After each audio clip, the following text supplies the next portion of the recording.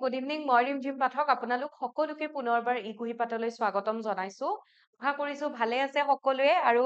Current এফেয়াৰ্ছৰ ক্লাছৰ কথা কৈ আছিলে কিয় আনা নাই ক্লাছ মোৰ ৰিসেন্ট যিবোৰ ক্লাছ দি আছো মোৰ অকমান প্ৰবলেম হৈ আছে পাৰ্সোনেল কিছুমান প্ৰবলেম হেহে মই মৰ্নিং ক্লাছ কেটা কৰিব পৰা নাই বাট নেক্সট উইকৰ পৰা এগেইন কৰিম সো আমাৰ লাষ্ট যেটো উইকৰ উইকলি কাৰেণ্ট এফেয়াৰ্ছ আছিলে হেতু ৰৈ গৈছিলে 10 তাৰিখৰ পৰা 16 তাৰিখলৈকে সো আজি যেটো ক্লাছ লৈ আহিছো তাতে আমি সেইখিনি আলোচনা কৰিম মই প্ৰথমতে কৈ থৈ দিও আপোনালোকক ইয়াতে অসমৰ কাৰেণ্ট এফেয়াৰ্ছ খিনি ইনক্লুড কৰা নাই অসমৰ কাৰেণ্ট এফেয়াৰ্ছ খিনি যেটো ৰবিবাৰে যেটো মই অসমৰ দৃষ্টিকোণ বুলি যেটো কৰি আহি আছো সো হে অসমৰ দৃষ্টিকোণত একেলগে দুটা সপ্তাহৰ মই এড কৰি দিম তো আপোনালোকে ৰবিবাৰে অসমৰ দৃষ্টিকোণ যেটো মই ক্লাছ লৈ আহিম তাতে এই উইকটোৰ 10 পৰা 16 আগষ্টৰ ভিতৰত থকা অসমৰ লগত ৰিলেটেড কাৰেণ্ট এফেয়াৰ্ছ খিনিও পাব আৰু ইয়াতে যদি আপোনালোকে ডেইলি ক্লাছ খিনি চাইছিলে ডেইলি যেটো 10:45ত মৰ্নিং যেটো লাইভ কৰা আছিল কাৰেণ্ট এফেয়াৰ্ছত যদি চাইছিলে তেনেহলে এটা আপোনালোকৰ ৰিভিজন বুলিও ধৰক মাজত দুদিন মান কৰা নাছিলো সেইখিনিও এড কৰি দিছো ওকে সো আমি ক্লাছৰ ফালে গৈছো তাৰ আগতে আপোনালোকৰ সুবিধাৰ কাৰণে আৰু এটা কথা কও আপোনালোকে যদি ফ্ৰীত যদি মক টেষ্ট এটেম্প কৰিব বিচাৰে আমাৰ ৱেবসাইটত এতিয়ালৈকে 100টা মক টেষ্ট ওকে 100 কোৱেশ্চন নহয় 100টা মক টেষ্ট এতিয়ালৈকে আছে যিকোনো গ্ৰেড 3 গ্ৰেড 4 ৰ এক্সামৰ কাৰণে যদি আপোনালোকে প্ৰিপাৰেচন কৰি আছে তেতিয়া হলে সেই মক টেষ্ট কেটা গৈ পেলাই ফ্ৰী হয় গুটেই কেটা সেই মক টেষ্ট কেটা গৈ পেলাই আপোনালোকে এটেম্প কৰিব পাৰিব য'ত general knowledge English quantitative aptitude reasoning current affairs গুটেইখিনিয়ে আছে ঠিক আছে অসমীয়া ইংৰাজী দুটাতে পাই যাব ওকে সো আগবাঢ়িছো প্ৰথমটো কোৱেশ্চনৰ ফালে প্ৰথমটো কোৱেশ্চন ইয়াতে আমাক সুধিছে যে World Lion Day is celebrated on which day every year আমি প্ৰতি বছৰে যেনেকে টাইগাৰ ডে সেলিব্ৰেট কৰা হয় এলিফেন্ট ডে সেলিব্ৰেট কৰা হয় ঠিক তেনেকুৱাকে আমি World Lion Day ও সেলিব্ৰেট কৰো অৰ্থাৎ লায়ন সিংহ বনৰ ৰজা তো সেই সিংহৰ সেইবোৰৰ যি অস্তিত্ব বা সেইবোৰৰ সজাগতাৰ প্ৰতি মানুহৰ মাজত যেটো সজাগতা বৃদ্ধি কৰিবৰ কাৰণে তেনেকে World Lion Day সেলিব্ৰেট কৰা হয় প্ৰতি বছৰে আমাৰ বিশ্বত 10 আগষ্টত World Lion Day বা বিশ্ব সিংহ দিৱস পালন কৰা হয় ওকে Then next ইয়াতে আমি অকমান World Lion Day বিষয়ে চাইলো বিশ্ব সিংহ বুলি কোৱাৰ লগে লগে বিশ্ব সিংহ আৰু মনত পৰিছে নে কোচ ৰজা আছিলে সো ইয়াতে World Lion Day যেনেকে মই কলো 10 আগষ্টত পালন কৰো আৰু এটো ইনিশিয়েটিভটো ষ্টাৰ্ট কৰা হৈছিলে 2013 চনত যিমানখিনি আমাৰ পৃথিৱীত বিগ কেট আছে বা বিগ কেট ৰেস্কিউৰ দ্বাৰা এটা ওয়াৰ্ল্ডৰ আমাৰ পৃথিৱীৰ এটা লাৰ্জেষ্ট সেঞ্চুৰী বুলি আমি ক'ব পাৰো বিগ কেটৰ প্ৰতি ডাঙৰ বাঘ অৰ্থাৎ সিংহ বা তেনেকুৱা বাঘ তো সেইবোৰৰ প্ৰতি ডাঙৰ মেকুৰী বুলি যদি কওঁ অসমীয়াত বিগ কেটটো তো তেনেকুৱা এটা কি হয় সেঞ্চুৰী বা এটা স্বীকৃতিপ্ৰাপ্ত এখন অভয়াৰণ্য হয় তো তেওঁলোকৰ দ্বাৰা এটা এই মানে সিংহৰ পপুলেশন হওক যেটো পপুলেশন ডিক্লাইন হৈ আহি আছে সেইবোৰৰ প্ৰতি কেনেকে সজাগতা বৃদ্ধি কৰিব পাৰি তেনেকে এটা ইনিশিয়েটিভ লোৱা হৈছিলে এটা এৱাৰনেস তেনেকুৱাকে আনিবৰ কাৰণে এটা ইনিশিয়েটিভ লোৱা হৈছিলে আৰু তেনেকে World Lion Day 2013 ৰ পৰা সেলিব্ৰেট কৰি অহা হৈছে এতিয়া আমি ইয়াতে যদি আমাৰ ভাৰতবৰ্ষত যদি চাও ভাৰতবৰ্ষত আমাৰ মিনিষ্ট্ৰীৰ দ্বাৰাও আমাৰ যিবোৰ কেন্দ্ৰৰ যিবোৰ মিনিষ্ট্ৰী থাকে মন্ত্ৰালয় তেওঁলোকৰ দ্বাৰাও কৰবাত নহয় কৰবাত প্ৰত্যেকটো দিৱসে সেলিব্ৰেট কৰা হয় ঠিক তেনেকুৱাকে World Lion Day এইবাৰ গুজৰাটৰ বৰদা ওয়াইল্ড লাইফ সেঞ্চুৰীত সেলিব্ৰেট কৰা হৈছে আৰু ইয়াতে হ'ব বৰদা ওকে বৰোদা হৈ গ'ল তো বৰদা ওয়াইল্ড লাইফ সেঞ্চুৰীত সেলিব্ৰেট কৰিছে ministry of environment forest and climate চেঞ্জৰ দ্বাৰা ওকে তাৰোপৰি এতিয়া লায়ন যেটো আমি World Lions Day কথা কৈছো লায়নছৰ সাইন্টিফিক নেম হৈছে পেন্থেৰা লিও তো হেতু হৈছে আমাৰ most social big cats হয় সামাজিক তেনেকে যদি কও big cats লগতে এটো আমাৰ যিখিনি বেছিকে আমি সাব সাহাৰা আৰু লগতে ওয়েস্ট আফ্ৰিকা ৰিজিয়নত পাও কিন্তু যিবোৰ এছিয়াটিক পপুলেশন আছে লায়নৰ এছিয়াটিক লায়ন যেনেকে আমাৰ গিৰ ন্যাশনাল পাৰ্কটো আছে ন গুজৰাটৰ গিৰ ন্যাশনাল পাৰ্ক এছিয়াটিক লায়ন তো হে এছিয়াটিক লায়নৰ পপুলেশনটো আমাৰ ইন্ডিয়াত বাকিবোৰৰ কম্পেৰিজনত কি হয় কম হয় The next question, when is World Elephant Day is observed every year? যেনেকে আমি বিশ্ব সিংহ দিৱস দেখিলো বা আমি যেনেকুৱাকে World Lion Day দেখিলো ঠিক তেনেকুৱাকে World Elephant Day আমাৰ পৃথিৱীত প্ৰতি বছৰে 12 আগষ্টত সেলিব্ৰেট কৰা হয় অকমান World Elephant Day কথা যদি চাও এইবাৰ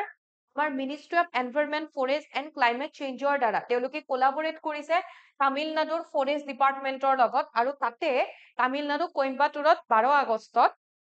এই দিৱসটো পালন কৰা হয় ৰাইট মেইনলি যদি চাও এটাই কথা যদি এইবোৰ পালন কৰি অহা হৈছে অৰ্থাৎ যিটো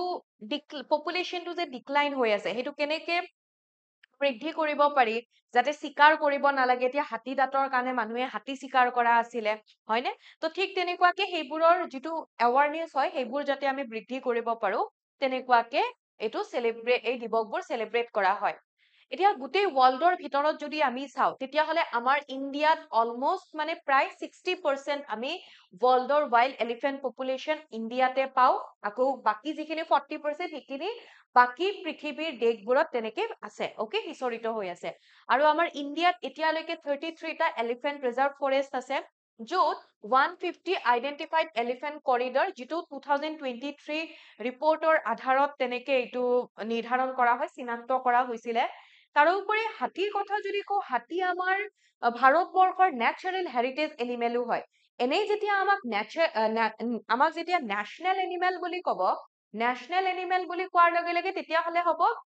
ৰয়েল বেংগল টাইগাৰ বাট যেতিয়া হেৰিটেজ বুলি ক'ব হেৰিটেজ মানে কি হয় ঐতিহ্যপূৰ্ণ ঐতিহ্য বহন কৰা তো হেৰিটেজ এনিমেল বুলি কোৱাৰ লগে লগে এলিফেণ্ট হ'ব ৰাইট আৰু 2025ৰ ৱৰ্ল্ড এলিফেণ্ট ডেৰ আমি থিম যদি চাওঁ bringing the world together to help elephants okay এলিফেণ্টছক হেল্প কৰিবৰ কাৰণে গোটেই পৃথিৱীখনক একগোট হোৱাৰ কথা কোৱা হৈছে ইয়াতে The next year question question the theme Naya Bharat on Independence Day 2025 symbolizes the government's vision of which goal? Recently আমি 15 আগষ্টত অৰ্থাৎ প্ৰতি বছৰে 15 আগষ্টত আমি কি কৰো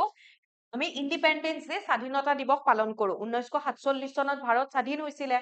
আকৌ এইবাৰ আমি কিমান সংখ্যক ইণ্ডিপেণ্ডেন্স ডে চেলিব্ৰেট কৰিছো 79 ওকে 79 সংখ্যক আমি ইণ্ডিপেণ্ডেন্স ডে চেলিব্ৰেট কৰো মানে এইবাৰ কৰিছো 2025ত এতিয়া তাৰে থিম কি আছিলে আমি যদি বিষয়বস্তু চাওঁ তেতিয়া আছিলে নয়া ভাৰত হৈছে থিম ওকে এইটো বিষয়বস্তু কিন্তু এই নয়া ভাৰতটোৱে সেইটোৱে কোনটো গোল বা আমাৰ ভাৰত চৰকাৰৰ কোনটো ভিজনৰ কথা প্ৰতিফলিত কৰিছে আমাৰ ভাৰত চৰকাৰে কৈ থাকে ন বিকশিত ভাৰত বিকশিত ভাৰত 2047 চনলৈকে তো সেইটোৱে হয় ডেভেলপ ইণ্ডিয়া অৰ্থাৎ বাই 2047 বিকশিত ভাৰতৰ কথা কৈছে 2047 চনলৈকে কাৰণ 2047টো কিয় ধৰিছে 1947 চনৰ পৰা ধৰিলে এইটো 100 বছৰ হ'ব ৰাইট তো দেন এইখিনি বিষয়ে অকমান যদি চাওঁ 79 ইয়াৰ অফ ইণ্ডিপেণ্ডেন্স 1947 চনৰ পৰা এইবাৰ আমি 79 সংখ্যক ইণ্ডিপেণ্ডেন্স ডে চেলিব্ৰেট কৰিছো মেইন ইভেন্ট কি আছিলে যেনেকুৱাকে প্ৰতি বছৰে স্বাধীনতা দিৱসত প্ৰধানমন্ত্ৰী যিগৰাকী থাকে বৰ্তমান প্ৰধানমন্ত্ৰী নৰেন্দ্ৰ মোদী তেখেতে লাল কিল্লাত দিল্লীৰ ৰেড ফৰ্টত লাল কিল্লাত পতাকা উত্তোলন কৰে আৰু ভাৰতবাসীৰ কাৰণে নেশ্যনৰ কাৰণে তেখেতে নিজৰ স্পীচটো দিয়ে ওকে নিজৰ ইয়াতে তেখেতৰ যি স্পীচ থাকে জনসাধাৰণৰ আগত তেখেতে ভাষণ দিয়ে ইয়াৰ ভাষণত কিছুমান তেখেতে স্কিমৰ কথা লঞ্চ কৰিছে সেইবোৰ আমি নেক্সট উইকটোত তেনেকে পঢ়িম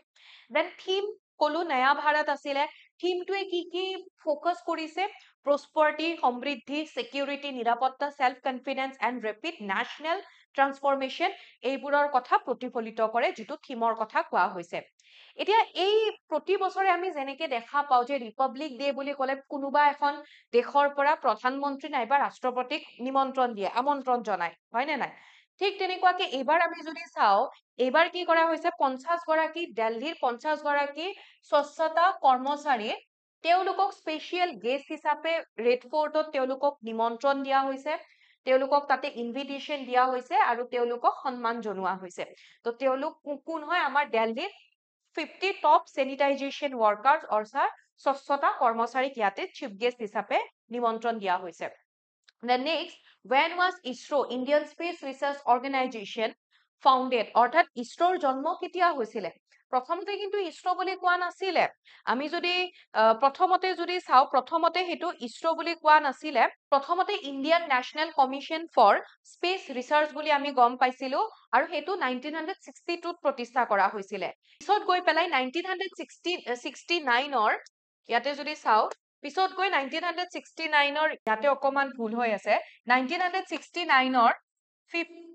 15 আগষ্টত যেতিয়া আমি স্বাধীনতা দিৱস পালন কৰো সেইদিনা ইয়াৰ নামটো চেঞ্জ কৰি কি হয় ইছৰোৰ গঠন কৰা হয় ইণ্ডিয়ান স্পেচ ৰিচাৰ্চ অৰ্গেনাইজেশ্যন অকমান আমি ইয়াৰে বিষয়ে চাই লওঁ যেনেকে 1962 ত কলো আমি কি বুলি গম পাইছিলো ইনকোস্পাৰ দ্যাট মিন্স কি হয় Indian National Commission for Space Research Space Research okay এতিয়া প্ৰতিষ্ঠা কৰিছিলে ডক্টৰ বিক্ৰম সাৰাভাই যাক আমি স্পেচ ৰিচাৰ্চৰ আমি তেখেতক ফাদাৰ বুলিও তেনেকে কনসিডাৰ কৰা হয় পিছত গৈ পেলাই 1969 ৰ 15 আগষ্টত ইছৰোৰ গঠন কৰা হয় এতিয়া আমাক ইছৰোৰ যদি হেডকোৱাৰ্টাৰ সোধে তেতিয়াহলে ক'ত আছে আমাক ইছৰোৰ যদি হেডকোৱাৰ্টাৰ সোধে তেতিয়াহলে হ'ব বেংগলোৰ অৰ্থাৎ ইয়াতে কৰ্ণাটকৰ বেংগলোৰত আছে এণ্ড দেন বৰ্তমান আমাক ইছৰোৰ যদি চেয়াৰমেন কোন এইটো কাৰেণ্ট এফেয়াৰ্ছৰে হয় কেইদিনমান আগতে তেখেতক এপইণ্ট কৰা হৈছে ভি নাৰায়ণন হৈছে বৰ্তমান ইছৰোৰ চেয়াৰমেন যদি সোধে তেতিয়াহলে হ'ব ভি নাৰায়ণন মই পঢ়াইছিলো এইটো আপোনালোকক ভি নাৰায়ণন হ'ব বৰ্তমান ইছৰোৰ চেয়াৰমেন দেন ইছৰো যেনেকুৱাকে 1975 ত প্ৰথমটো আমাৰ ভাৰতবৰ্ষৰ প্ৰথমটো স্যাটেলাইট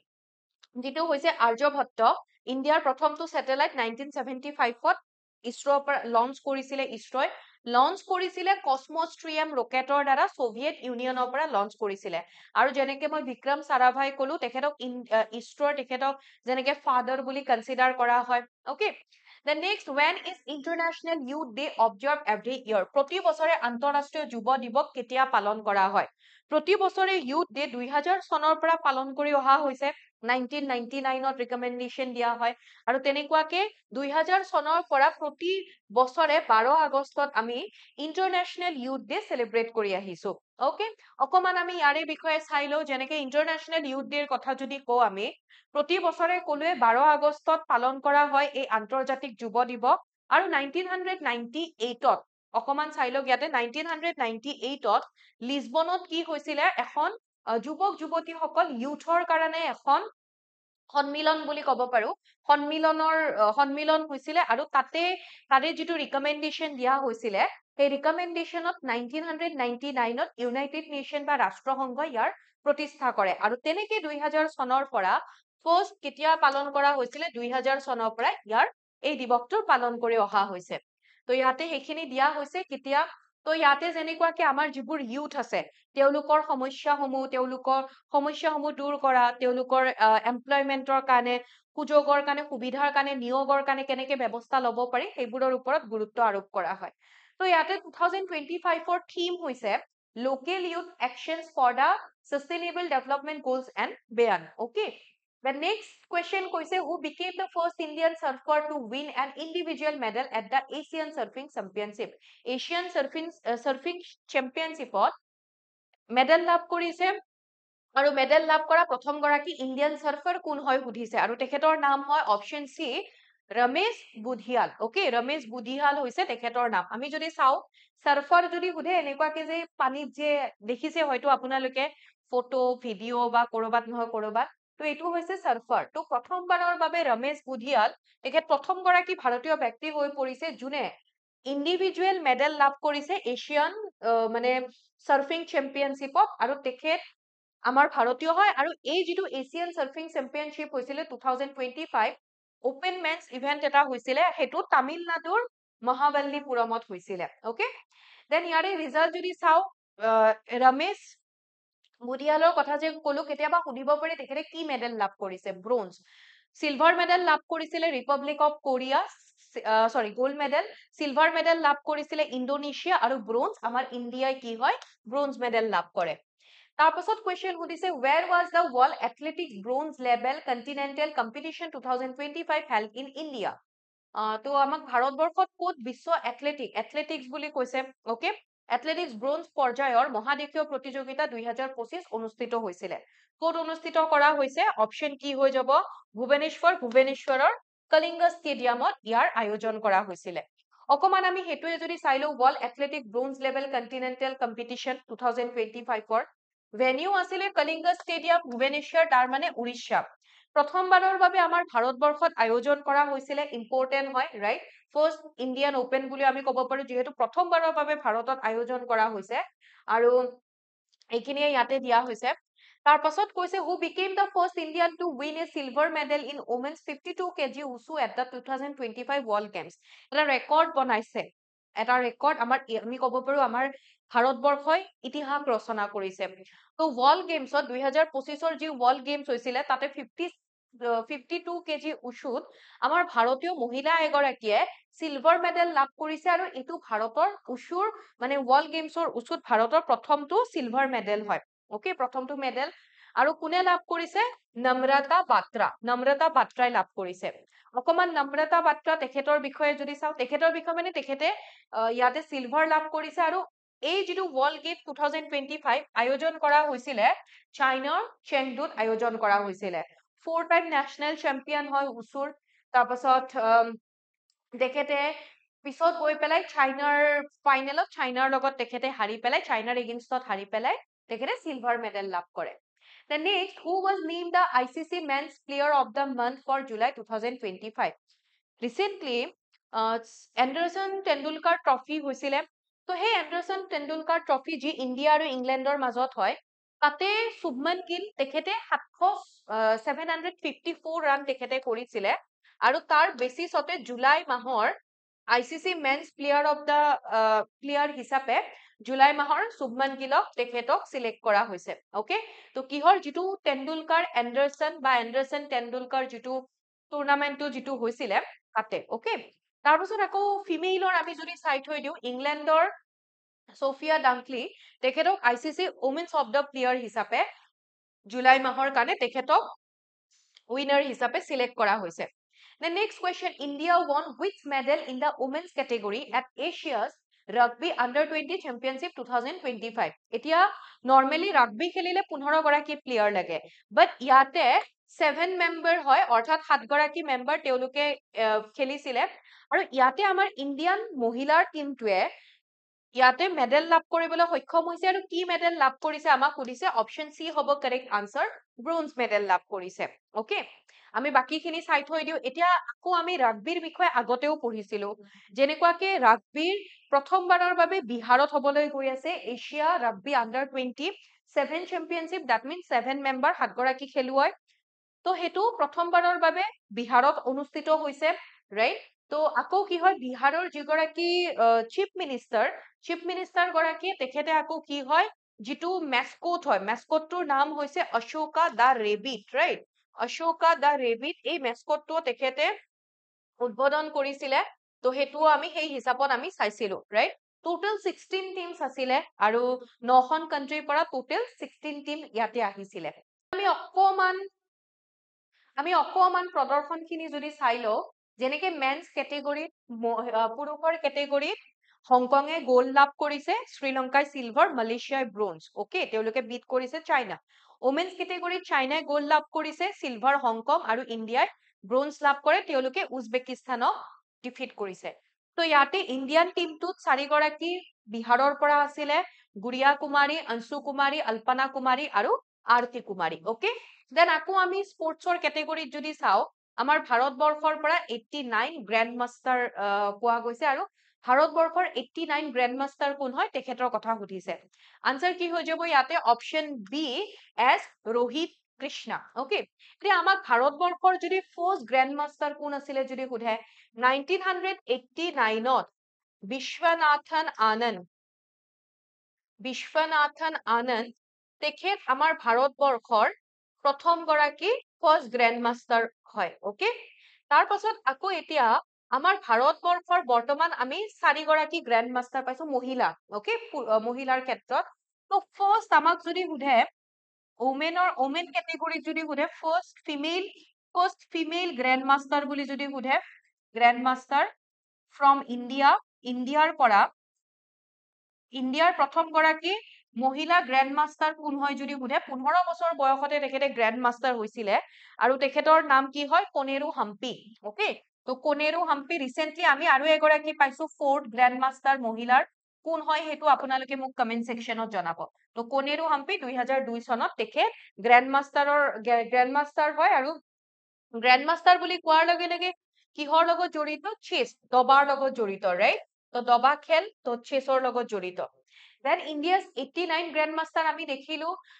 চেন্নাইৰ 20 বছৰীয়া এছ ৰোহিত কৃষ্ণা। তাৰোপৰি তামিলনাডুৰ পৰা মেক্সিমাম পাওঁ, তামিলনাডুৰ তেখেত 34th গ্ৰেণ্ড মাষ্টাৰ হয়, তামিলনাডুৰ 33 নম্বৰ গ্ৰেণ্ড মাষ্টাৰ হয় তেখেত। The next question, Narali Purnima festival is mainly celebrated by which community? Narali Purnima festival যিখিনি কলি সম্প্ৰদায়ৰ লোক তেনেকে তেওঁলোকে চেলিব্ৰেট কৰে, বাট ইয়াতে যিকেইটা অপশ্যন আছে তাৰ ভিতৰত ক'ত চেলিব্ৰেট কৰা হয় যদি সোধে মহাৰাষ্ট্ৰৰ যিখিনি ফিচাৰমেন আছে, মাছমৰীয়া আছে, তেওঁলোকে এই ফেষ্টিভেলটো চেলিব্ৰেট কৰে, স্পেচিয়েলি কলি, মই যেনেকে কলো কলিসকলৰ দ্বাৰা। অকে, তো মহাৰাষ্ট্ৰৰ যেনেকে মুম্বাই, থানে, তাৰপাছত পালঘৰ, এইবোৰ এৰিয়াত এই নাৰালী পূৰ্ণিমা ফেষ্টিভেলটো চেলিব্ৰেট কৰা হয়। নাৰালী পূৰ্ণিমা ফেষ্টিভেল মানে এইটো কিহৰ কাৰণে চেলিব্ৰেট কৰে? এই ফেষ্টিভেলটোৱে মনচুনৰ শেষৰ কথা বুজায়। Monsoon marks the end of the monsoon session in Maharashtra. মহাৰাষ্ট্ৰত মনচুন সেশন বাৰিষা কাল শেষ হোৱাৰ ইংগিত দিয়ে বা সেইটো ইংগিত হিচাপে এইটো পূজা কৰা হয়। যেনেকে ইয়াতে মানে যিসকল মাছমৰীয়া আছে বা তেওঁলোকৰ পৰিয়াল, তেওঁলোকে সাগৰত কোকোনাট দিয়ে, নাৰিকল দিয়ে, আৰু তেওঁলোকে lord Varuna, okay, lord Varun দেৱতাক শান্ত কৰিবৰ কাৰণে, বা আমি যদি চাওঁ সাগৰখনক শান্ত কৰিবৰ কাৰণে, তেওঁলোকক নেচাৰেল কেলামিটি বা প্ৰাকৃতিক দুৰ্যোগৰ পৰা তেওঁলোকক বচাবৰ কাৰণে তেনেকে তেওঁলোকে প্ৰাৰ্থনা জনায়। ইয়াতে যিখিনি ফিচাৰমেন কলনিজ আছে তাতে মহাৰাষ্ট্ৰৰ য'ত এইবোৰ চেলিব্ৰেট কৰা হয়, তাৰে যিখিনি কলিৱাৰাছ আছে, কলিসকলে চেলিব্ৰেট কৰে। চ' কলিৱাৰাছ, মুম্বাইৰ যিখিনি কলিৱাৰাছ আছে, তেওঁলোকে নিজৰ ঘৰৰ আগত ৰংগোলী টাইপ বনায়, আৰু পুৰুষ মহিলাসকলে তেওঁলোকৰ পৰম্পৰাগত সাজ পোছাক পৰিধান কৰি নৃত্যও পৰিবেশন কৰে। অকে,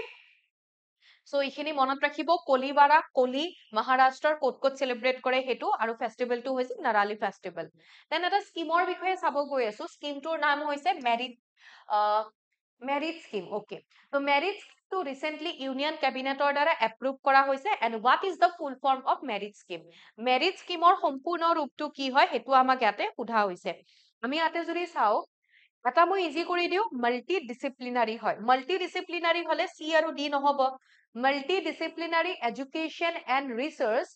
ইনিচিয়েটিভ হ'ব নে ইম্প্ৰুভমেণ্ট হ'ব? বাকীখিনি ইনিচিয়েটিভ ফৰ আৰু ইম্প্ৰুভমেণ্ট ফৰ, বাকীখিনি ঠিকে আছে। Multidisciplinary education and research improvement in technical education, option B হ'ব কাৰেক্ট আনচাৰ। তো ইয়াতে চাই লওক, multidisciplinary education in research improvement in technical education হৈ গ'ল। দেন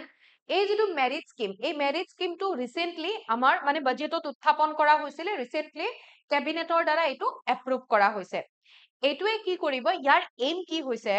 যিখিনি টেকনিকেল এডুকেশ্যনৰ ক্ষেত্ৰত, এতিয়া IIT হওক বা ITI হওক বা পলিটেকনিক যি হওক, সেইবোৰত যাতে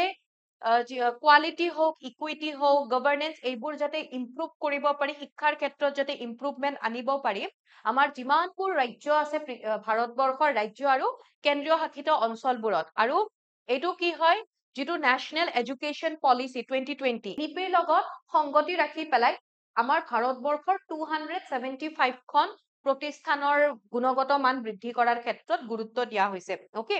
তো মেজৰ আউটকামবোৰ ইয়াতে দিয়া হৈছে, কেনেকে কি কৰা হ'ব, যিখিনি লাৰ্ণিং এমপ্লয়বিলিটি স্কিল আছে সেইবোৰ এনহেন্স কৰা হ'ব, ৰাইট। তাৰোপৰি ৰিচাৰ্চ ইনোভেশ্যন ইম্প্ৰুভমেণ্ট সেইবোৰৰ ক্ষেত্ৰত গুৰুত্ব দিয়া হ'ব। মাল্টি ডিচিপ্লিনাৰী প্ৰগ্ৰাম, টেকনিকেল কোৰ্চৰ ক্ষেত্ৰত আমি বিভিন্ন মাল্টি ডিচিপ্লিনাৰী প্ৰগ্ৰাম সেইবোৰ দেখিবলৈ পাম। তো ইয়াতে মৈত্ৰী, যেনেকে এটা বস্তু মনত ৰাখিব, মেৰিট হৈছে, মৈত্ৰী আহে পাৰে, মেৰিট হৈছে চেন্ট্ৰেল চেক্টৰ স্কিম হয় এটা। অকে, য'ত বাজেটত টোটেল 4,200 crore ইয়াত এলকেট কৰা হৈছিলে, যিটো 2025ৰ পৰা 26 আৰু 2019 পৰা 30 ভিতৰত। তো ইয়াতে আকৌ ৱৰ্ল্ড বেংকে কি কৰিব, 2,100 কোটি টকা ইয়াতে ৱৰ্ল্ড বেংকে সাহায্য হিচাপে প্ৰদান কৰিব। কি কৰা হ'ব সেইখিনিতো কলো, অবজেক্টিভ বা লক্ষ্য কি হয়। Which Indian state inaugurated the community-based Nari Adalat Forum in August 2025 to offer women accessible and informal justice? অৰ্থাৎ তাতে মহিলাসকলৰ দ্বাৰাই ইনফৰ্মেলি জাষ্টিচ প্ৰভাইড কৰা হ'ব। বাকী যিটো মানে নিৰ্যাতিত মহিলাগৰাকী থাকে তেওঁ, আৰু এইটো প্ৰথম নাৰী আদালত পালনা, সেইটো আমি আগতেও পঢ়িছিলো 2024 চনত অসমতো অনাৰ কথা কৈ আছিলে। তো নাৰী আদালত আগষ্ট মাহৰ 2025ৰ আগষ্ট মাহত কোনখন ৰাজ্যত সেইখন নতুন মানে ইন্ট্ৰডিউচ কৰা হৈছে বুলি কৈছে, সেইখন ইনৰ্গেট কৰিছে। তো ইয়াতে অপশন হৈ যাব ছিকিম এতিয়া আমাক কেতিয়াবা সুধিব পাৰে ছিকিমৰ ক'ত সেইটোও মনত ৰাখি থৈ দিব ৰংপো কেতিয়াবা এনেকেও সুধে ন ৰংপো ক'ত আছে ছিকিমত কেতিয়াবা কিবা এখন ৰাজ্য এখনৰ ঠাইৰ নাম দি পেলাই সেই ৰাজ্যখন সেই ঠাইখন কোনখন ৰাজ্যত আছে সেইটোও সুধিব এতিয়া ছিকিমে যেনেকে কলো নাৰী আদালত that means women's court okay মহিলাৰ কোৰ্ট তেওঁ ইন্ট্ৰডিউচ কৰিছে আৰু এইটো ইন্ট্ৰডিউচ কৰিছে যিদিনাখন ফাৰ্ষ্ট আম্মা সন্মান ডেৰ দিনাখন ছিকিমৰ ৰংপোত চিফ মিনিষ্টাৰ প্ৰেম সিং তামাঙৰ দ্বাৰা এইটোক ইন্ট্ৰডিউচ কৰা হৈছিলে আৰু এইটো কি হ'ব এটা কমিউনিটি জাষ্টিচ প্লেটফৰ্ম হ'ব যিটো মহিলাসকলৰ দ্বাৰাই পৰিচালিত হ'ব ইয়াতে এতিয়া ধৰি লওক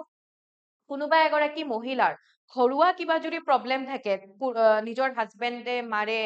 বিভিন্ন কাৰণত নিজৰ পৰিয়ালে তেওঁক অত্যাচাৰ কৰে এনেকুৱা জাষ্ট এক্সাম্পল দিছো তেনেকুৱা ধৰণৰ কিছুমান সমস্যা লৈ পেলাই এতিয়া যদি কোৰ্টত যাব লাগে আমাৰ কোৰ্টৰ যিটো জাষ্টিচ চিষ্টেম সেইটো অকমান কি হয় সময় লাগে ইয়াতে কোৱা হৈছে যিটো ফৰ্মেল জাষ্টিচ চিষ্টেম হয় সেইটো কমপ্লেক্স হয়নে তাৰোপৰি কি হয় এক্সপেন্সিভ হয় আৰু লগতে টাইম কনজিউমিং হয় গতিকে তেনেকুৱা ক্ষেত্ৰত ঘৰৰ কিছুমান বিবাদ নাৰী এগৰাকীক ন্যায় দিবৰ কাৰণে এনেকুৱাকে নাৰী আদালতৰ গঠন কৰা হৈছে যাতে লোকেল লেভেলত কিছুমান মহিলাক চুজ কৰা হ'ব ধৰি লওক সমাজকৰ্মী হ'ব পাৰে সমাজৰ বিশিষ্ট কিছুমান মহিলা ডক্টৰ হ'ব পাৰে তাৰপাছত শিক্ষক হ'ব পাৰে শিক্ষয়িত্ৰী হ'ব পাৰে তো তেওঁলোকে কি কৰিব এই যিখিনি ইনফৰ্মেল এটা জাষ্টিচ চিষ্টেম তেওঁলোকৰ দ্বাৰা ৰান কৰা হ'ব তেওঁলোকৰ আগত যেতিয়া আহি কমপ্লেইন কৰিব গোটেইখিনি চালি জাৰি চাব তো বাকীখিনি তেওঁলোকে মানে চাই পেলাই এনেকুৱা নহয় পুৰুষ গৰাকীক তেওঁলোকে মাৰধৰ কৰিব বুজাই বঢ়াই কেনেকে কি ঠিক কৰিব পাৰি সেইখিনি তেওঁলোকৰ দ্বাৰা পৰিচালিত কৰা হ'ব ওকে সো এইখিনি মনত ৰাখিব নাৰী আদালত কি হয় দেন মহিলাসকলৰ দ্বাৰা পৰিচালিত হ'ব the next question why the constitution matters এখন বুক হয় why the constitution matters is the first book written by which former chief justice of India এতিয়া কৈছে যে why the constitution matters এখন পূৰ্বৰ কোনগৰাকী ন্যায়াধীশৰ প্ৰথমখন কিতাপ এতিয়া পূৰ্বৰ বুলি কোৱাৰ লগে লগে বি আৰ গভাইতো এতিয়াও আমাৰ চিফ জাষ্টিচ হৈয়ে আছে 52nd চিফ জাষ্টিচ তো তেখেতটো নহব আকৌ আমি যদি বি আৰ গভাইৰ আগত যদি চাও 51st কোন আছিলে 51 নম্বৰ সঞ্জয় খান্না তেওঁৰ আগত 50 সংখ্যক কোন আছিলে ডি ৱাই চন্দ্ৰচূড আৰু 49 আছিলে উদয় উমেশ ললিত ওকে এতিয়া ডি ৱাই চন্দ্ৰচূড তেখেতৰ প্ৰথমখন কিতাপ সেইখন হৈছে why the constitution matters এইখন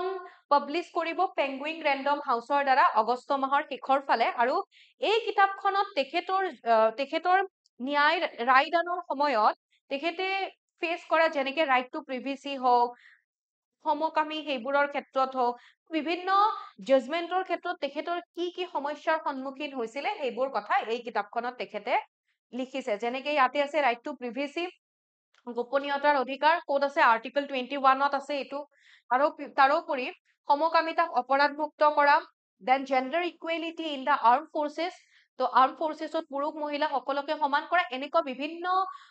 কথা ইয়াতে লিখা হৈছে যিবোৰ তেওঁৰ কেনেকুৱা তেওঁ কি ফেচ কৰিছিলে জাজমেন্টৰ ক্ষেত্ৰত সেই হিষ্টৰিক জাজমেন্ট সেইবোৰৰ কথা ইয়াতে আলোচনা কৰা হৈছে বা উল্লেখ কৰা হৈছে তাৰপিছৰ কুৱেশ্যনটো what is the name of Asia's largest freight train whose trial run was recently conducted by Indian Railway মালবাহী এখন ৰেল যিখন এছিয়াৰ ভিতৰত দীঘল হ'ব আৰু সেইখনত ট্ৰায়েল কৰা হৈছে পৰীক্ষামূলক এটা মানে চলাচল এটা কৰা হৈছে আৰু সেইখনৰ নাম হৈছে ৰুদ্ৰাষ্ট্ৰ অপশন বি হ'ব কাৰেক্ট আনসাৰ তো এখন ৰুদ্ৰাষ্ট্ৰখন এছিয়াৰ লংগেষ্ট ফ্ৰেইট ট্ৰেইন হ'ব মালবাহী ট্ৰেইন হ'ব যিখন 4.5 কিলোমিটাৰ গোটেই ট্ৰেইনখনৰ দূৰত্বই কিমান হয় 4.5 কিলোমিটাৰ হ'ব ইণ্ডিয়ান ৰেলৱেৰ দ্বাৰা এখন সাকসেসফুলি এটা ট্ৰায়েল কৰা হৈছে ইয়াতে 2025 চনৰ 7 আগষ্টত পণ্ডিত দীনদয়াল উপাধ্যায় ডিভিজন যিটো ইষ্ট চেন্ট্ৰেল ৰেলৱেৰ হয় আন্ডাৰত আহে তো তেওঁলোকে এইটো মনত ৰাখিব ক'ৰ পৰা ক'লৈকে ট্ৰায়েলটো কৰিছে উত্তৰ প্ৰদেশৰ চন্দৌলিৰ গঞ্জখোৱাজা ষ্টেচনৰ পৰা তেওঁলোকে ঝাৰখণ্ডৰ গৰৱালৈকে এই ট্ৰায়েলটো কৰিছে য'ত 209 কিলোমিটাৰ কভাৰ কৰিছে মুঠ দূৰত্ব আৰু ইয়াতে সময় প্ৰয়োজন হৈছিলে 5 ঘন্টা 10 মিনিট আৰু এভাৰেজ স্পীড আছিলে 40.5 কিলোমিটাৰ পাৰ আৱাৰ ওকে এই যিখন ট্ৰেইন এই ট্ৰেইনখনত 354খন 54টা ৱেগেন আছে আৰু সেই 354টা ৱেগেনৰ সৈতে 6টা বক্সেন ৰেকৰ দ্বাৰা গঠিত টোটেল 7টা ইঞ্জিন থাকিব সন্মুখত 2টা তেনেকুৱাকে ইঞ্জিন থাকিব আৰু প্ৰতি 59খন বাগিৰ পিছত এটা তেনেকুৱাকে ইঞ্জিন থাকিব যিটোৱে অলমোষ্ট ধৰি লওক 72 টন সামগ্ৰী কঢ়িয়াই লৈ যাব ওকে আৰু তেনেকুৱাকে এইটো আটাইতকৈ ডাঙৰ মালবাহী বোজা ওকে মাল কঢ়িওৱা ট্ৰেইন হিচাপে পৰিগণিত হ'ব যদিহে ভালকে গোটেইখিনি হয় okay The next, India's first drone AI-powered artificial rain experiment was conducted in which state? আমাৰ ভাৰতবৰ্ষত প্ৰথমবাৰৰ বাবে ড্ৰোনেৰে আৰ্টিফিচিয়েল ৰেইন তেনেকুৱাকে কণ্ডাক্ট কৰা হৈছে বা যিটোক আমি ক্লাউড সিডিং বুলিও ক'ব পাৰো তো সেই আৰ্টিফিচিয়েল ৰেইন এক্সপেৰিমেন্ট যিটো কৰিছে সেইটো কোনখন ৰাজ্যত কৰা হৈছে অপচন বি হ'ব কাৰেক্ট আনসাৰ ৰাজস্থানত কৰা হৈছে অৰ্থাৎ য'ত কমকে বৰষুণ হয় তেনেকুৱা তো ইণ্ডিয়াই প্ৰথমবাৰৰ বাবে এডভান্স টেকনলজি ইউজ কৰি পেলাই ৱাটাৰ স্কেৰচিটি পানীৰ যিখিনি মানে অভাৱ সেইবোৰ দূৰ কৰিবলৈ এগ্ৰিকালচাৰ এনভাইৰনমেন্ট কনজাৰভেশ্যনত পানীৰ অভাৱ দূৰ কৰিবলৈ স্কেৰচিটি কম কৰিবলৈ এটা ইনিচিয়েটিভ লৈছে ইনিচিয়েটিভ মানে এটা মানে এক্সপেৰিমেন্ট এটা কৰিছে ড্ৰোনেৰে AI powered artificial rain experiment কৰিছে ৰাইট তো ইয়াতে যেনেকুৱাকে এইটো জয়পুৰৰ ৰাজস্থানৰ জয়পুৰৰ ৰামগড় ডেমত এইটো কৰা হৈছিলে ৰামগড় ডেমটোৱে কিয় চুজ কৰা হল সেইটো হয়তো মনলৈ আহিব পাৰে সেইটো আমি চাম এতিয়া এই যিটো পাইলট প্ৰজেক্ট এই পাইলট প্ৰজেক্টটো ৰাজস্থান গভৰ্ণমেণ্টে India US tech company GenX air লগত কোলাবৰেট কৰি পেলাই এই পাইলট প্ৰজেক্টটো কৰিছিলে ৰামগড় ডেমটোৱে কিয় চুজ কৰা হল প্ৰথমতে ৰামগড় ডেমটো চুজ কৰা নাছিলে প্ৰথমতে মানসাগৰ ডেমটো চুজ কৰিছিলে কিন্তু যেহেতু সাইজটো সৰু হয় চিটিৰ পৰা বহু অলপমান দূৰত থাকে আৰু তেনেকুৱাকে এই যিটো মানসাগৰ ডেম সেইটো চুজ নকৰি পিছত গৈ পেলাই ৰামগড় ডেমটোক চুজ কৰিলে যিটো প্ৰায় 129 বছৰ পুৰণি হয় আৰু প্ৰায় শুকানে হৈ আছে 20 বছৰ মানৰ পৰা ড্ৰাই হৈ আছে শুকান হৈ আছে আৰু 1981ৰ পৰা ফুল কেপাচিটিত সম্পূৰ্ণৰূপে এইটো ভৰ্তি হোৱাই নাই গতিকে এই ডেমটো যেতিয়া পানী দিয়া হ'ব বা পানী সম্পূৰ্ণৰূপে থাকিব তো হেতুত তেতিয়াহলে যিখিনি লোকেল এগ্ৰিকালচাৰ আছে ইকোসিস্টেম বা যিখিনি লোক আছে তেওঁলোকৰ ওচৰলৈও পানী যাব তো তেনেকুৱাকে পানীৰ অভাৱ দূৰ কৰিবৰ কাৰণে তেনেকে এইটো এটা এক্সপেৰিমেন্ট এটা কৰা হৈছিল আৰু এইটো হৈছে জয়পুৰৰ Ramgarh dam okay The next Justice Yashwant Verma case justice Yashwant Verma case তাৰ মানে কি হয় ৰিসেন্টলি আমাৰ মানে এগৰাকী ন্যায়াধীশ বুলি ক'ব পাৰো আমি জাস্টিসক তেখেতক নিজৰ পদৰ পৰা ৰিমুভ কৰিবৰ কাৰণে ইম্পিচ কৰিবৰ কাৰণে এখন কমিটি গঠন কৰা হৈছে তাৰ মানে নিউজটো কি হৈছে ৰিসেন্টলি লোকসভাৰ স্পিকাৰ ওম বিৰলাই তিনি মেম্বাৰৰ পেনেল এখন গঠন কৰিছে জাস্টিস য়শৱন্ত বৰ্মাৰ ওপৰত যিবোৰ এলিগেশ্যন লগাইছে সেইবোৰৰ গোটেইখিনি ভালকে পৰ্যবেক্ষণ কৰিবৰ কাৰণে আকৌ এই কমিটিখনত আছে সুপ্ৰিম কোৰ্টৰ জাস্টিস অৰবিন্দ কুমাৰ মাদ্ৰাজ হাইকোৰ্টৰ চিফ জাস্টিস মনীন্দ্ৰ মোহন শ্ৰীবাস্তৱা আৰু কৰ্ণাটক হাইকোৰ্টৰ সিনিয়ৰ এডভোকেট বি আচাৰ্য ঘটনাটো কি হয় মাৰ্চ মাহত হ'ব 2025 চনৰ যিগৰাকী আমি জাস্টিসৰ কথা দেখি আছো সেই জাস্টিস গৰাকীৰ ঘৰত জুই লাগিছিলে আৰু সেই জুই নুমাব যাওঁতে তাতে বহুত বৃহৎ পৰিমাণৰ ধন উদ্ধাৰ কৰা হৈছিলে যিখিনিৰ কোনো মানে কতো ৰেকৰ্ড নাই তো সেইখিনি কৰাপশন কৰা বুলি তেনেকে হেই কৰা হৈছে আৰু সেই সময়ত যিগৰাকী আমাৰ চিফ জাস্টিস আছিলে জাস্টিস সঞ্জীৱ খান্না তেখেতৰ দ্বাৰা এটা পেনেল বা এই গোটেইখিনি ঘটনা চালি জাৰি চাব দিয়া হৈছিলে আৰু সেই সময়ত যিগৰাকী আমি জাস্টিসৰ কথা কৈছে এগৰাকী জাস্টিস য়শৱন্ত বৰ্মা সেই সময়ত তেখেত আছিলে দিল্লী হাইকোৰ্টৰ জাস্টিস আছিলে তো এই যিটো পেনেল বা যিসকল লোকে তেওঁৰ এই ঘটনাটো চালি জাৰি চাইছিলে কৰাপশন কৰিছে এগৰাকী জাস্টিসৰ দ্বাৰা তো তেনেকুৱাকে তেওঁলোকে এই ঘটনাটোৰ সন্দৰ্ভত বিশেষ একো নকৈ পেলাই দিল্লী হাইকোৰ্টৰ পৰা তেখেতক কি কৰিলে এলাহাবাদ হাইকোৰ্টলৈকে তেখেতক তাতে মানে ট্ৰান্সফাৰ দিয়া হল তালৈকেহে তেখেতক শিফট কৰা হল আৰু যেতিয়া পিছত গৈ পেলাই কথাখিনি যেতিয়া আকৌ উত্থাপন হৈছে তেনেকে ওম বিৰলাই তিনিগৰাকী মেম্বাৰৰ এখন পেনেল গঠন কৰিছে যেতিয়া এই পেনেলখনে অভিযোগ উত্থাপন কৰিব যে এইটো হৈছে তো তাৰ পাছত লোকসভা ৰাজ্যসভাত 2/3 প্ৰতিখন সদনতে 2/3 মেম্বাৰে সাইন কৰিব লাগিব প্ৰেসিডেন্টৰ ওচৰত যাব প্ৰেসিডেন্টে সাইন কৰাৰ পাছত তেতিয়া তেওঁ ৰিমুভ কৰিব পৰা যাব ইমান ইজিও নহয় কিন্তু প্ৰসেস ওকে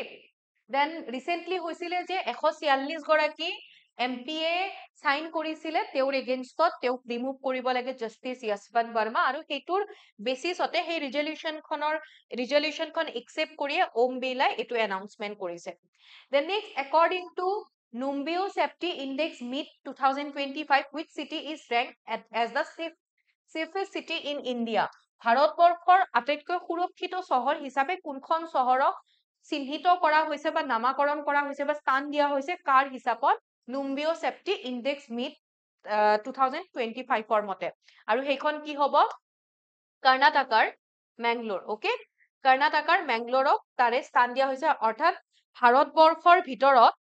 সেফেষ্ট হয় আৰু ওকে গোটেই ভাৰতবৰ্ষৰ চহৰবোৰৰ ভিতৰত আটাইতকৈ নিৰাপদ চহৰ এতিয়া আমি যেনেকে দেখিলো যে কৰ্ণাটকৰ মেংগলোৰ হৈছে ভাৰতবৰ্ষৰ ভিতৰত প্ৰথম বাট গোটেই দেশৰ ভিতৰত ভাৰতবৰ্ষৰ ৰেংকটো কিমান হৈছে 67 ভাৰতবৰ্ষই 67 নম্বৰ ৰেংক লাভ কৰিছে ইয়াতে আৰু যেহেতু নম্বৰ দিয়া হয় পইণ্ট দিয়া হয় তো ইয়াতে ভাৰতবৰ্ষৰ স্কোৰ হৈছে 55.8 ইয়াতে মিডিল ইষ্টাৰ্ণ যিবোৰ চিটি আছে যেনেকে আবু ধাবি তাৰপিছত আবু ধাবি আৰু এনেকুৱা মিডিল ইষ্টৰ যিবোৰ চিটি আবু ধাবিয়ে কনজিকিউটিভলি নৱম মানে 9 নম্বৰ বাৰৰ কাৰণে টপ ৰেংকত আছে অৰ্থাৎ আটাইতকৈ গোটেই পৃথিৱীৰ ভিতৰত হাইয়েষ্ট সেফেষ্ট বা নিৰাপদ যদি কোনোবা দেশৰ কথা যদি সোধে বা চিটি যদি সোধে তেতিয়াহ'লে আমি কি বুলি ক'ম আবু ধাবি ওকে তো সেফেষ্ট চিটি ইণ্ডিয়াৰ সেফেষ্ট চিটিবোৰৰ ভিতৰত আছে মেংগলোৰ প্ৰথম স্থানত 74.2 পইণ্ট লাভ কৰিছে দেন গুজৰাটৰ তিনিখন চিটিও ইয়াতে আছে ভদোদৰা আহমেদাবাদ আৰু চুৰট এইকেইখন কি হয় এইকেইখনো সেফ হয় ওকে নিৰাপদ হয় কিন্তু ইয়াতে আকৌ আমি যদি দক্ষিণৰ চাওঁ মেংগলোৰটো দেখিলো তাৰোপৰি তিৰুৱন্তপুৰম দেন চেন্নাই এইবোৰো কি হয় টপ 10ত আছে মানে ইণ্ডিয়াৰ যদি আমি টপ 10ত চাওঁ টপ 10ত আছে কিন্তু লিষ্ট সেফ ভাৰতৰ কম নিৰাপদ চহৰ কি হয় দিল্লী পৰিব ইয়াতে লিষ্ট বুলি ক'লে দিল্লী নয়ডা গাজিয়াবাদ ৰাইট দিল্লীত ক্ৰাইম ইণ্ডেক্স 59.03 গাজিয়াবাদৰ 58.44 নয়ডাৰ 55.1 তাৰমানে এই যিবোৰ ঠাই যিবোৰ কম নিৰাপদ তাতে সেফটি কনচাৰ্ণ আহি পৰে সুৰক্ষাৰ কথা আহি পৰে মহিলাসকল তাত সুৰক্ষিত নহয় ৰাইট তো ক্ৰাইম ৰেট দিনক দিনে বাঢ়ি গৈ আছে প্ৰপাৰ্টিক লৈ পেলাই কাজিয়া হেৰেচমেণ্টটো এনেকুৱা বিভিন্ন ধৰণৰ ক্ৰাইম এইবোৰ ঠাইত দেখিবলৈ পোৱা যায় গ্লোবেল সেফটি লিডাৰ্ছত যেনেকে ক'লো আবু ধাবি নৱম বাৰৰ কাৰণে 9 নম্বৰ বাৰৰ কাৰণে প্ৰথম লিষ্টত আছে তাৰপাছত দোহা ডুবাই চাৰ্জা এইকেইখনো টপ 5ত আছে দেন টাইৱানৰ টাইপে 5th ৰেংকত আছে আৰু UAE কি হয় ছেকেণ্ড ৰেংকত আছে ওকে UAE দ্বিতীয় স্থান লাভ কৰিছে তাৰপাছত কৈছে which country has been named as guest of honor at the 38 Bogota International Book Fair 2026 2026ত 38 Bogota International Book Fairত কোনখন কান্ট্ৰিক গেষ্ট অফ অনাৰ ওকে গেষ্ট হিচাপে সন্মানীয় গেষ্ট হিচাপে তেওঁ নিমন্ত্ৰণ দিছে 1988ৰ পৰাই এই বগোটা ইন্টাৰনেশ্যনেল বুক ফেয়াৰ হৈ আহি আছে আৰু এইবাৰ 2026 চনৰ কাৰণে 38 বগোটা ইন্টাৰনেশ্যনেলৰ কাৰণে বুক ফেয়াৰৰ কাৰণে ভাৰতবৰ্ষ গেষ্ট অফ অনাৰ হিচাপে নাম দিয়া হৈছে ওকে 37th আমি ইন্টাৰনেশ্যনেল বুক ফেয়াৰত যদি চাওঁ বগোটা ইন্টাৰনেশ্যনেল বুক ফেয়াৰ য'ত আমাৰ ভাৰতবৰ্ষৰ কিতাপসমূহ বিভিন্ন কিতাপসমূহ তাতে প্ৰদৰ্শন কৰা হৈছিলে বুক ফেয়াৰত 38 বগোটা ইন্টাৰনেশ্যনেল বুক ফেয়াৰ যিটো যেনেকে গেষ্ট অফ অনাৰ হিচাপে ইয়াতে ভাৰতবৰ্ষই পাৰ্টিচিপেট কৰিব 2026ত ৰাইট আৰু সেইটোৱে দুখন দেশৰ মাজৰ কানেকশ্যনটো কি হয় ষ্ট্ৰং কৰে এতিয়া ইণ্ডিয়াৰ এম্বেচেডৰ যোন আছিলে এতিয়া বগোটা বুলি ক'লে কলম্বিয়া তো কলম্বিয়াৰ তাৰে তো ইণ্ডিয়াৰ যিগৰাকী এম্বেচেডৰ ৰাষ্ট্ৰদূত ভান লালুমাই তেখেতে সাহিত্য মানে সাহিত্যৰ ক্ষেত্ৰত অৰ্থাৎ লিটাৰেৰী এক্সচেঞ্জ তো সেইবোৰ হাইলাইট কৰি পেলাই দুখন দেশৰ মাজৰ মানে দুখন দেশৰ মাজৰ যিটো বন্ধুত্ব বা সেইটো ষ্ট্ৰং কৰাৰ কথা তেনেকে সেই কয় যেনেকে 37 আমি ইয়াতে যদি চাওঁ বগোটা ইন্টাৰনেশ্যনেল যিটো বুক ফেয়াৰ হয় তাতে ইণ্ডিয়াৰ মই ক'লো India's national book trust showcases ইণ্ডিয়াৰ কি হয় বিভিন্ন বুকসমূহ ইয়াতে প্ৰথমবাৰৰ বাবে দেখুওৱা হৈছিলে 1988ৰ পৰা কলম্বিয়ান বুক চেম্বাৰ এণ্ড কৰ্ফিয়াছ তেওঁলোকে এইটোক অৰ্গেনাইজ কৰি আহিছে অকে আৰু যিটো চাওঁ আমি এই অনুষ্ঠানটোক স্পেনিছ ভাষী বিশ্বৰ অন্যতম গুৰুত্বপূৰ্ণ অনুষ্ঠান হিচাপেও স্থান দিয়া হৈছে then which country has been confirmed by WHO to have successfully eradicated human African trypanosomiasis in 2025 এই যিটো ট্ৰাইপেন'চোমিয়াচিছ যিটো আছে হেতুক আকৌ আমি আফ্ৰিকান ট্ৰাইপেন'চোমিয়াচিছটোক আমি আকৌ স্লিপিং সিকনেছ বুলিও কওঁ স্লিপিং সিকনেছ বুলিয়ে বহুতৰ মাজত ফেমাস নামটো মনত ৰাখিবলৈ ইজি হয় এইটো এই স্লিপিং সিকনেছ সম্পূৰ্ণৰূপে নিৰ্মূল হোৱা দেশ হিচাপে ৱৰ্ল্ড হেল্থ অৰ্গেনাইজেশ্যনে কাক মানে কোনখন দেশক চিহ্নিত কৰিছে বা কৈছে যে এই দেশখনৰ পৰা এতিয়া সম্পূৰ্ণৰূপে স্লিপিং সিকনেছ নিৰ্মূল কৰা হৈছে অপচন কি হৈ যাব B Kenya okay option B Kenya তো কেনিয়াৰ সম্পূৰ্ণৰূপে স্লিপিং সিকনেছ নিৰ্মূল কৰিছে তো যিটো আফ্ৰিকান ট্ৰাইপেন'চোমিয়াচিছ হয় আৰু এইটো স্বীকৃতি দিছে ৱৰ্ল্ড হেল্থ অৰ্গেনাইজেশ্যনৰ দ্বাৰা আৰু এইটো এচিভ কৰা কেনিয়া 10 নম্বৰ আমাৰ পৃথিৱীৰ 10 নম্বৰ দেশ হিচাপেও পৰিগণিত হৈছে এতিয়া ইয়াৰ আগতে যদি চাও 2018ত কেনিয়াই গিনি ৱৰ্ম ডিজিজ হেতু নিৰ্মূল কৰা গিনি ৱৰ্ম ডিজিজ ফ্ৰী হিচাপেও কেনিয়াক স্বীকৃতি দিছিলে হুৰ দ্বাৰা আৰু সেকেন্ড নেগলেক্টেড ট্ৰপিক্যাল ডিজিজ এলিমিনেট কৰা হিচাপেও কেনিয়াই স্বীকৃতি লাভ কৰিছে এই যেটো স্লিপিং সিকনেছ হেতু কিহৰ দ্বাৰা হয় কেতিয়াবা সুধিব পাৰে হেতু আমাৰ হিউমেনৰ লগত যিবোৰ আমাৰ কেটেল থাকে যি গৰু চৰু যে থাকে সেইবোৰৰো হয় তো স্লিপিং সিকনেছ টু প্ৰটোজোৱাৰ দ্বাৰা হয় ওকে এটা প্যাৰাসাইট প্ৰটোজোৱান প্যাৰাসাইট ওকে যিটো হৈছে আমাৰ যদি চাও হেতু যেনেকুৱাকে সিসি ফ্লাইছৰ দ্বাৰা হয় সিসি মাখিৰ দ্বাৰা তেনেকে হয় আৰু ইয়াৰ সিম্পটমছ বোৰ জ্বৰ হয় বহুত বেছি মূৰৰ বিষ হয় জইন্ট পেইন গাঁঠিৰ বিষ হাড়ৰ বিষ হোৱা দেখা যায় তাৰোপৰি এডভান্স ষ্টেজত পিছৰ পৰ্যায়ত গৈ পেলাই যিগৰাকী পেশেন্ট থাকে তেওঁ বিভিন্ন স্নায়ুজনিত নাৰ্ভজনিত ডিজিজত ভুগিব পাৰে ওকে তেওঁৰ টোপনিত ব্যাঘাত জন্মিব পাৰে বিভ্ৰান্তি ইলিউজন টাইপ তেওঁৰ হ'ব পাৰে হয়নে তাৰোপৰি তেখেতৰ বিহেভিয়াৰত চেঞ্জ দেখা যায় এতিয়া এই স্লিপিং সিকনেছ যেনেকুৱাকে যিটো সাব সাহাৰা আফ্ৰিকান ৰিজন আছে তাতে প্ৰচুৰ পৰিমাণে তেনেকে পোৱা যায় যেনেকে কলো তাত অৰ্থাৎ ইয়াতে হিউমেনছৰো হয় কেটেলৰো হয় যিটো কলো আৰু কেটেল বুলি ক'লে জেবু কেটেল যিটো ইষ্টাৰ্ণ আফ্ৰিকাৰ মাছাই ট্ৰাইবৰ দ্বাৰা পালন কৰা হয় তেনেকুৱা সেই জেবু কেটেল সেইবোৰৰো দেখা পোৱা যায় তাৰ পিছৰ কোৱেশ্চনটো দিছে what is the nickname of the United States long range hypersonic weapon তো লং ৰেঞ্জ ইউনাইটেড ষ্টেটৰ ৰিসেন্টলি তেওঁলোকৰ যিটো লং ৰেঞ্জ হাইপাৰসনিক ৱেপন তেওঁলোকে যিটো লঞ্চ কৰিছে বা ৰিসেন্টলি আমি এইটো নিউজত দেখা পাইছো তো হেতুৰ নাম কি হয় নিকনেমটো কি হয় ডাৰ্ক ইগল ৰাইট সো এইটো ডাৰ্ক ইগলৰ কথা আমি যদি চাও যিটো এটা dark eagle hypersonic missile system হয় হাইপাৰসনিক মিসাইল বুলি ক'লে কি হয় যিটো আমাৰ স্পিড আমাৰ সাউন্ডতকে 5 টাইমস মানে স্পিডত যায় মানে faster than 5 times the speed of সাউন্ডতকে 5 টাইমস ফাস্টাৰ হয় তো হেতু হয় হাইপাৰসনিক ফৰ এক্সাম্পল এটা মই এক্সাম্পল দিছো ধৰি লওক এখন নৰ্মেল প্যাসেঞ্জাৰ প্লেন আছে তো সেই প্যাসেঞ্জাৰ প্লেনখনে পাৰ আৱাৰত 900 কিলোমিটাৰ যাব পাৰে বা স্পিড যদি কও 900 কিলোমিটাৰ হয় তেনেহলে এখন হাইপাৰসনিক মিসাইলৰ হেতুৰ পাৰ আৱাৰত যদি বা স্পিডটো আমি যদি চাও 6000 ৰ পৰা 12000 কিলোমিটাৰ পাৰ আৱাৰ হ'ব পাৰে নাইবা তাতকে বেছিও হ'ব পাৰে তো আমি যদি সিম্পলি যদি বুজো তেনেহলে বহুত বেছি ফাস্টেষ্ট হয় আৰু বহুত বেছি মানে এক্সট্ৰিম স্পিডত ট্ৰেভেল কৰিব পাৰে এক্সট্ৰিম স্পিডত যাব পাৰে ওকে তো ইয়াতে যেটো ইউনাইটেড ষ্টেটে ৰিসেন্টলি কি কৰিছে অষ্ট্ৰেলিয়া যেটো তালিসমান 7 মিলিটাৰী ড্ৰিলছ হৈছিলে তাতে তেওঁলোকে ডাৰ্ক ইগল যেটো তেওঁলোকৰ লং ৰেঞ্জ হাইপাৰসনিক ৱেপন হয় হেতুক তেওঁলোকে তাতে ডিপ্লয়ড কৰিছিলে ওকে তো ইয়াতে এইটো এতিয়া আমি যদি চাও যে ইয়াৰে টোটাল ৰেঞ্জ কিমান হ'ব এইটো হৈছে 1700 মাইলছ বা কিলোমিটাৰত চালে 2735 কিলোমিটাৰ মান হয় এইটো যদি কেতিয়াবা সুধে ডেভেলপ কোনে কৰিছে লকহেড মাৰ্টিন আৰু নৰ্থ্ৰপ গ্ৰুমানে ডেভেলপ কৰিছে ইউএছএ আৰ্মিৰ দ্বাৰা ডিপ্লয়ড কৰা হৈছিল হেতু মনত ৰাখিব তাৰোপৰি ইয়াৰ ইম্পৰ্টেন্ট যদি চাও এটা ইম্পৰ্টেন্ট মানে the weapon is made for important attack mission attack কৰিবৰ কাৰণে এটেক মিশনত তেনেকে ইউজ কৰা হ'ব তাৰোপৰি ই কি কৰিব পাৰে